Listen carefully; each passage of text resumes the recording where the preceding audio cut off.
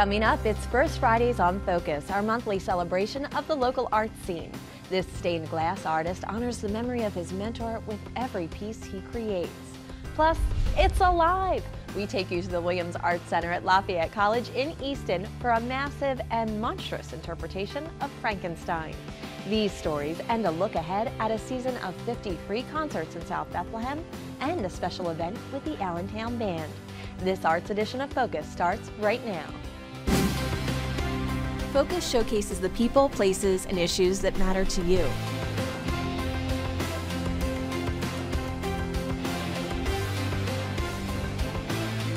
Everybody has a story. These are the stories that uplift and inspire right here in your neighborhood. Focus on what matters. You never know what you're going to see when you tune into Focus. Support for Focus is provided by Univest, banking, insurance, investments, fellowship community, continuing care with spirit, the Martin Guitar Charitable Foundation, and by viewers like you. Thank you.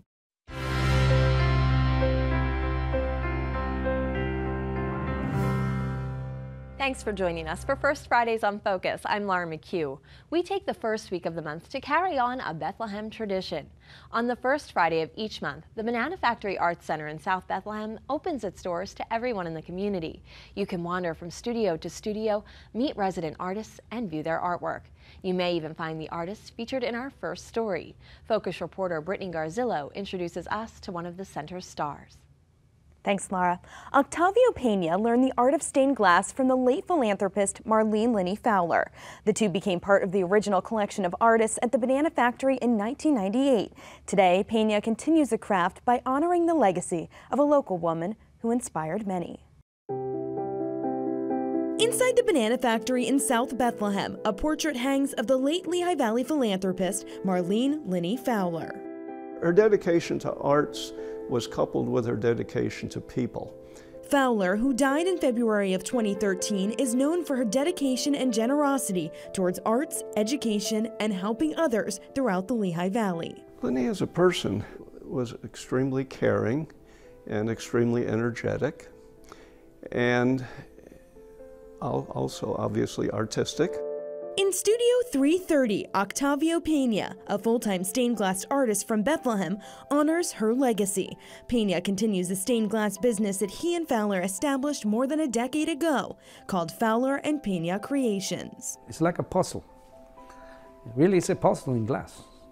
Pena, who was born in Puerto Rico and came to the United States in 1959, learned the art of stained glass from Fowler. One of the things she was doing was working at Hogar Crea. Octavia was one of the people who was, at that time, had finished Hogar Crea and was an educator. They just became very good friends, and she recognized that he had talents and suggested that he become involved in the stained glass as well. She took me under her wing. This lamp here was made by Linney. Today, Pena carries on the business alongside Fowler's husband, Dr. Bill Fowler. The studio features handcrafted Fowler and Pena creations, such as Moravian and Bethlehem stars, sun catchers, lampshades, and panels. I made many pieces for homes, organization, pieces going to Japan, some in Venezuela, Colombia.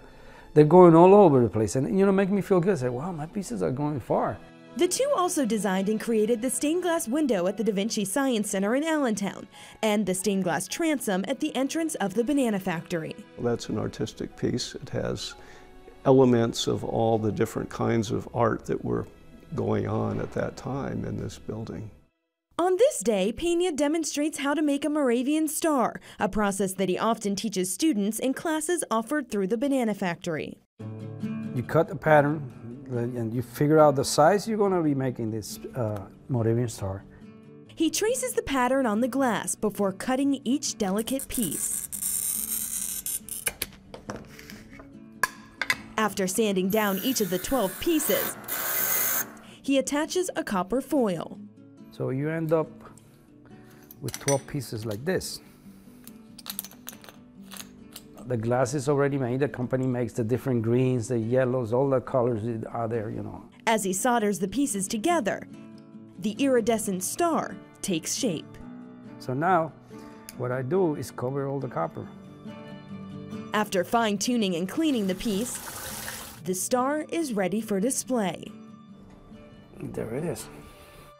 Though a Moravian star takes Peña roughly 30 minutes to create, other pieces can take weeks or months. My favorite pieces is when somebody come in my studio and say, look, I need this for my window or an organization, and I don't know what I'm gonna do, but you know, this is my logo, or this is, they give me, that's sort of my challenge right there. Something that's one of a kind, it's for the first time. Fowler and Peña creations are sold during Christkindlmarkt, online, and at the Banana Factory.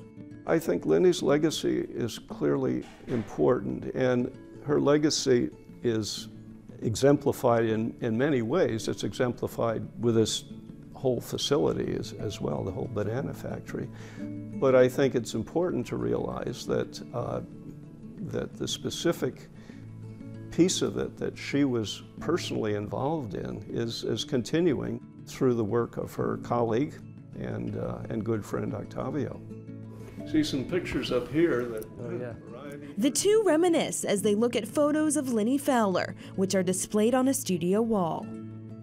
She used to call me, see, love, forever friend, Lenny. All the time, everything she wrote, she said, your forever friend. And you know what she used to tell me? I'll never let you down. But she never did. A lot of times I go by here and look at the pictures, and I talk to myself sometimes. I look at the picture, oh, my beautiful friend, I lost you. Lenny Fowler, her memory and generosity live on in the hearts of those she touched. For Focus, I'm Brittany Garzillo reporting. Thank you, Brittany. The nonprofit organization ArtsQuest operates the Banana Factory and manages the Levitt Pavilion, an outdoor amphitheater at Steel Stacks in Bethlehem, which hosts 50 free concerts every year. For a look at the season ahead, we welcome Patrick Brogan, ArtsQuest Senior Vice President of Programming. Thanks for joining us, Patrick. Hey, thanks for having me here. So if somebody's never been to Levitt Pavilion before, describe it for us. Well, it's an outdoor summer concert series under the stars here at Steel Stacks with the magnificent backdrop of the blast furnaces illuminated at night. It's really a magical place to come and see a free show on a summer night. Bring your lawn chair and as we say, the grass is on the house, and enjoy the concert. Levitt this particular pavilion is one of many Levitt pavilions across the country, isn't it? That's right. It's up to 6. The Levitt Foundation out of California has sponsored now 6, with Denver will be the 7th next year, from Memphis, Tennessee to Westport, Connecticut to Los Angeles, and right here in Bethlehem, our own community. What makes it one of the most unique venues in the Lehigh Valley? Well, I think it being an outdoor summer concert series that's doing nationally touring acts. I mean, the caliber, the quality, the level of the acts that we're able to present through the community support, through the sponsors, and all the people who support Levitt, including the National Foundation, really gives us the ability to bring in very serious touring artists that are deep in their genre, deep in their craft, and really solid acts. When will the 2015 season kick off? Yeah, we begin with a preview weekend. Actually, we're partnering with the Greater Lehigh Valley Music Association, who co-produced the Lehigh Valley Music Awards with us on May 15th and 16th. So just 2 short weeks. We have 2 of our own, 2 Lehigh Valley bands. The best new artist from the Lehigh Valley Music Awards this year is Zepplehem, a Led Zeppelin tribute from right here in Bethlehem, as well as James Superband, who won the best all-around artist. So we're honoring those 2 award winners on the preview weekend, and then we open on Memorial Day weekend with some of our nationally touring acts like the Ripcords and Orleans, who have the great classic rock band Orleans, who've got songs like Dance With Me and Dancing in the Moonlight. And so we think we'll have a great party on Memorial Day weekend, and we'll be off from there. And where can people find a full lineup? Sure, the full lineup is on the Levitt website, levittsteelstacks.org. There's also a great program book the first night you come down to Steel Stacks, or available throughout the Lehigh Valley. You can find a great program book that tells you some information on all the nights of the season, as well as all that information is on the website too.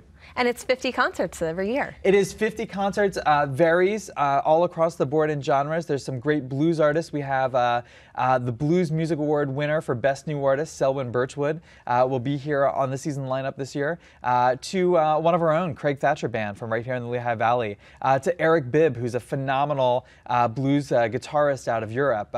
So you see a great diversity. There's some West Coast blues, there's some Delta blues, there's some Zydeco, there's a blues rocker from here in the Lehigh Valley, there's a European blues artist. So even just within a genre like the blues, we try to mix it up and give a great diversity to what we're presenting. And so many of these artists regularly tour for ticketed venues, but you're offering these concerts completely free to the community. That's right. A band like Marshall Crenshaw, a great roots rocker, legendary roots rocker, Marshall Crenshaw Band, just played at Sellersville Theater down the road from us here in the Lehigh Valley for a hard ticket, and you can see them out here this summer for free. And it's great to have that opportunity to present some of these bands. Solas, which is a traditional Celtic band, often are hard ticket, require a ticket to see at some of the area venues, that you can come out and on a great summer night see them for free. So we're thrilled to be able to offer these opportunities to the community, that it doesn't matter, what path of life you come from, what, your income is. Everyone can come and enjoy, bring a blanket, bring a lawn chair, sit on the lawn and enjoy the same great music under the same stars and summer night. Certain days of the week are have more frequent concerts. That's right. Than others. The series runs Thursday, Friday, Saturday, all summer long. We have a couple Sunday nights, and depending on holidays, we throw in a couple Sunday nights throughout the course of the summer. But the series kicks off in earnest Memorial Day weekend and runs through September. This is not the only venue that you're booking for the summer months ahead. What else is Arts Quest prepping for? That's right. Everything from the Music Fest Cafe, where we have some great shows coming up this summer, like Taylor Dane or David Crosby from Crosby, Stills & Nash, to Music Fest, which is obviously where we've been kicking off with some major concert announcements lately. The rock band OAR, our first ever comedy show with Jerry Seinfeld on the main stage in Music Fest, and there'll be 14, as always, there'll be 14 free to the public stages that run all day, every day, with 300 plus musical acts. We hope people come out and find their next favorite band. The Sabor Latin Fest is usually held in June, and you mentioned to me there's a very special guest coming to that There as well. is. The Sabor is our Latin festival celebrating all sorts of the music and foods and cultural celebrations of all different sort of Latin communities. From merengue to bachata to salsa, we have a little bit for everyone. One of our headliners this year playing on the Levitt Pavilion on Friday, June 19th, is Pablo Batista. Pablo Batista went to school here at Holy Infancy in South Bethlehem, went to Bethlehem Catholic, went on to Temple University, and went to tour internationally with Alicia Keys and Stevie Wonder and some real impressive list of headliners. He's a Latin percussionist, and he'll be bringing his Mambo Syndicate to the Levitt lineup for a real homecoming of sorts for him here, with a big celebrated headlining spot at Sabor Festival right here in his hometown of South Bethlehem. So one last very important question. Will you be sleeping at all over the next several months? We get a little bit of sleep, but it's there's so much to see and do and enjoy that we really don't want to stop. You don't want to take a break. We want to take it all in, and certainly the goal is obviously to provide all this entertainment and cultural celebrations to the community and be able to experience it with them and get their feedback so that we can do it again next year. Patrick, thank you so much for joining us. Thanks for having me. Well, from one arts campus to another, our next story takes us to the Williams Arts Center at Lafayette College in Easton for a look at an exhibition both massive and monstrous. Here with the details is Focus reporter Grover Silcox. Thanks, Laura. Frankenstein and his creature resurfaced at Lafayette College in an original theatrical adaptation of author Mary Shelley's original 1818 classic. The production, called Frankenstein 2029, took place in 8 venues simultaneously across the college's Williams Arts campus. Actors and audience members moved from venue to venue in this scripted and improvisational production. Unlike many past iterations of the story, this version probed deep social and ethical issues in the most entertaining, interactive, and fun ways. Take a look.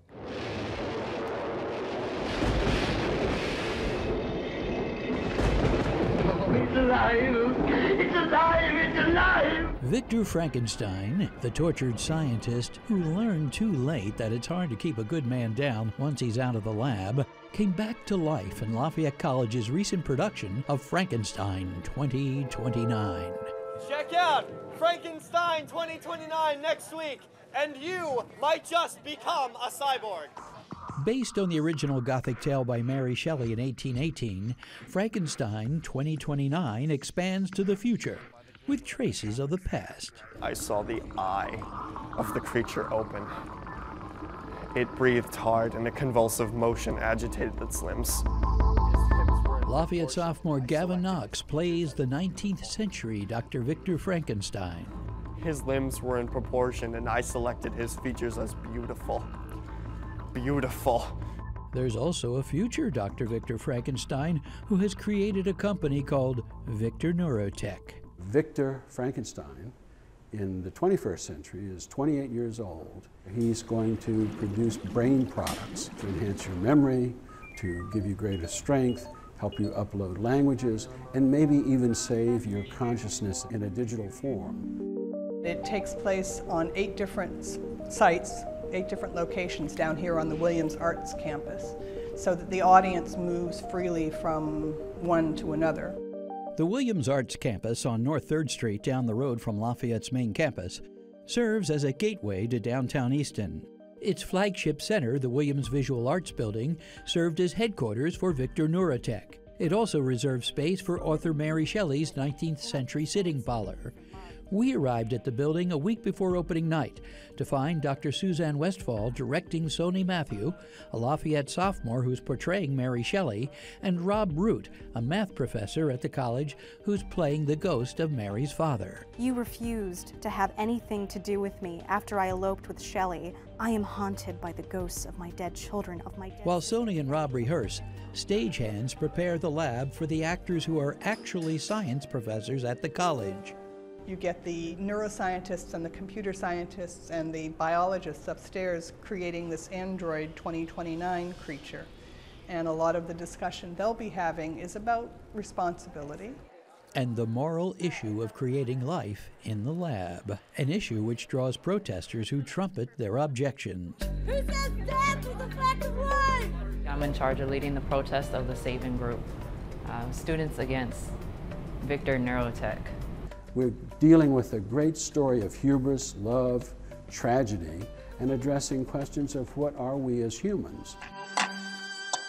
More than 80 students, faculty, and alumni with a variety of disciplines from English to engineering, from art to biology, from dance to computer science, and more put 18 months of heart into Frankenstein 2029. As a result, they brought new life to a classic and a campus in 4 electrifying nights. For Focus, I'm Grover Silcox reporting. Thank you, Grover. Now let's turn our attention to the Allentown Band. Music director and conductor Ronald Demke joins me now, along with Addie Meese, a junior at Liberty High School. Thank you both for joining us. A pleasure. Thank you. Ronald, you have a special event coming up very soon. We do indeed. We have our side-by-side concert at Miller Symphony Hall in Allentown. It's an annual event that includes 50 students from 7 counties who join to play side-by-side with the Allentown Band in a program that's offered free to the public. And when is it? May 17th, Sunday at 7:30 p.m. And Addie, you've participated in the past. What's it like to be a student in this production? It's so great. It's a great opportunity to be able to play right next to professional musicians who are so good at what they do. And it's nice to talk to them about like where music is in their life and like how they, as a professional musician, live. Ronald, how long has this program been going on? This program has gone on about 7 years. As I said, it's annual, and it's a great opportunity for students, as Addie said, to participate with older, seasoned musicians, but it's also a great opportunity for the band. They really enjoy the mentoring role and interaction. It's become a real positive experience for both students and adults. Is that opportunity only available during the program? I'm sorry, during the show, or is it leading up to the program as well? Well, there's a rehearsal with the students on a Wednesday evening preceding the concert, and then we join again on Sunday afternoon where we meet, the students for the first time meet our guest conductor and guest soloist. We have nationally famous conductors joining us for half the program. Last year, for instance, we had Donald Huntsberger, Director Emeritus of the Eastman Wind Ensemble. We've had conductors from the premier military bands in Washington. And this year we have the new conductor of the United States Marine Band, Lieutenant Colonel Jason Fedek, who will be conducting half the program, and a marvelous trumpet player, a 14-year-old prodigy by the name of Jeffrey Galante. He's from the Alexandria area, and he'll he'll be performing on cornet, flugelhorn, and trumpet. How are the students selected to participate with you? They're nominated by their conductors, and almost all of them are in either a district or a regional event. Addie has done everything. She's been in district and regional and state PMEA events, but the conductors can also nominate people who are of that same caliber in order to get the experience. Addie, what an honor. Yeah, it was a great experience for every festival. Why would you recommend it to other students? Side by side or? Side by side. It's so great to talk to the people and just to experience the music that we play is amazing. Last year we did a Star Wars suite, I think. Yes. And that was so fun. And just being able to talk to not only the musicians in the band, but also the other students from like different schools that you never get to talk to, really. This is just one of the youth programs that you run, correct? That's right. The band has two outreach programs. One is the Side by Side, which we'll be doing on May 17th, and the other is presented in the fall, free of charge to students from the whole region. It's geared and focused on elementary to middle school students, and for instance, last year our theme was Fabulous Fables, where we did Peter and the Wolf and Aesop's Fables, composition by a local composer. And it's just a program that has gained a lot of attention. So we have the November youth and the May Side by Side. Addie, how long have you been involved with the Allentown Band? Well, my mother's a member of the Allentown Band. It's a family affair. Yes. And I went to that concert in 4th grade. And then last year I was in the Side by Side concert, and this year I will be in the Side by Side concert again. So you've had the opportunity over a length of time. Yes. What other events do you have coming up that you'd like to share with us? Well, there's an event really close by here that gets a lot of coverage. It's the 4th of July concert that precedes the fireworks right here at the Levitt Pavilion. And of course it'll be a patriotic program. We'll feature two vocalists on that program, Chet Brown and Evelyn Stewart, and a couple of great soloists from within the band as well. Thanks for mentioning those. I did want to get back to the youth programs because I've seen photographs of Miller Symphony Hall during these events, and it looks like there's not an empty seat in the house. It's really well attended. I mean, we put extra chairs in, particularly for the youth concerts, and that house seats 1,100 people. So it's really big, and we hope to have 1,100 people for the Side by Side as well. Are they some of the larger shows you've performed at? I mean, that's a huge audience. Yeah, it's great. It's such an experience.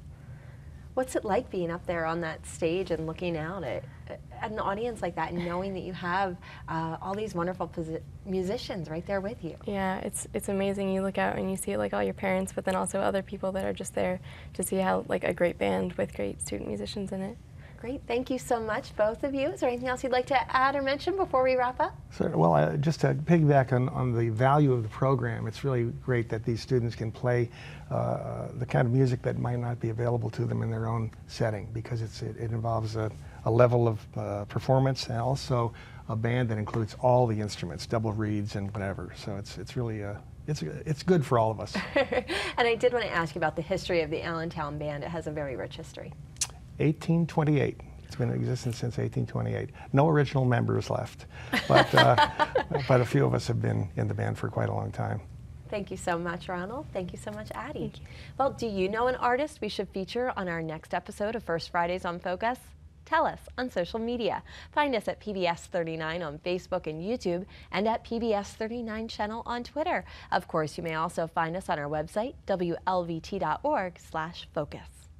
Thank you, Grover, and thank you, Brittany, for joining me today. Brittany, that was a really inspirational story. Yeah, Octavio, when you walk into his studio, you see these beautiful Moravian and Bethlehem stars, which are, of course, so reminiscent of our community. And then on that wall there, you see a woman who did so much for our community, Marlene Linney Fowler. And just to hear his story, he's just one of many that she inspired in the community. And at the Banana Factory is just one of many places that you see Linney's name, not only in South Bethlehem, but throughout the Lehigh Valley. She touched many, many lives. She certainly did, yes. Thanks so much, Brittany. And Grover, that, I would say it's weird and wonderful, that Frankenstein I think weird and 2029. wonderful are the two operative words there.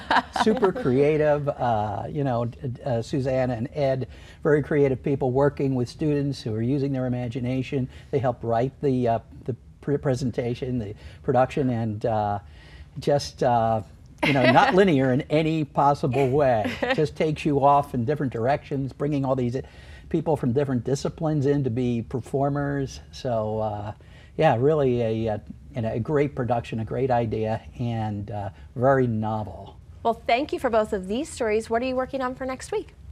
Well, next week is the next part in Act Your Age.